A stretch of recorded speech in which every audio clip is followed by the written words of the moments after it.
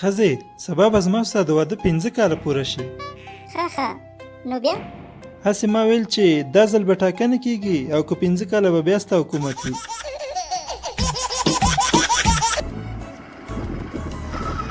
استاده خیر ته ځې؟ ولې نه؟ نو ځه که نه.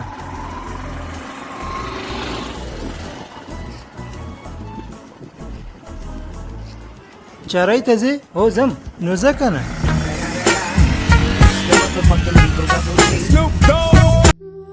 د بعضې جنکو سره تخلص داسې ښکاري لکه زرنج پسې چې د تراکتور باډۍ وتړې.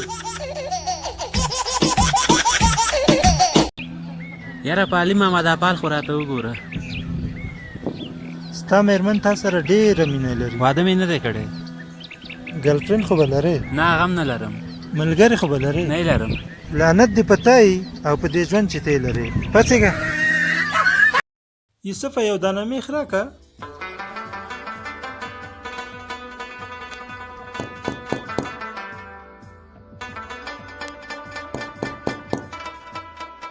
دا خو د هغه دیوال میخ دی یاره، د دې دیوال میخ راکه. ویجې یوه ښځه په یو ساعت کې 50 ډوډۍ پخوي، نو 3 ښځې په یو ساعت کې څو ډوډۍ پخې کړي؟ 15. هغه څنګه؟ ځکه چې هغه 3 واړه به غیبت کوي. ملګرو نن سبا په ټیک ټاک کې ډېر چیلنجونه روان دي. زه هم تاسو ته یو چیلنج درکوم. زه تاسو ته خپل د اکاونټ نمبر وایم. هر چا چې پکې د ټولو نه مخکې $10 اضافه کړه هغه ته به زما له طرف نه پوره 1500 افغانۍ انعام وي. هغه هلکان چې ګرلفرینډ نه لري خفه کېږئ مه، هغوی ته خدای ښایسته ښځه ورکوي.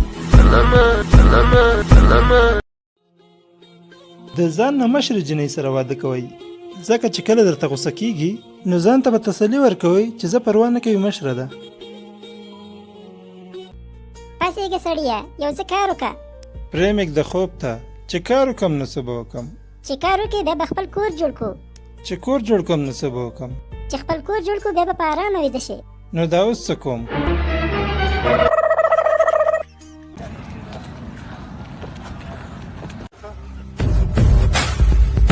पठान आ गया जी। Run.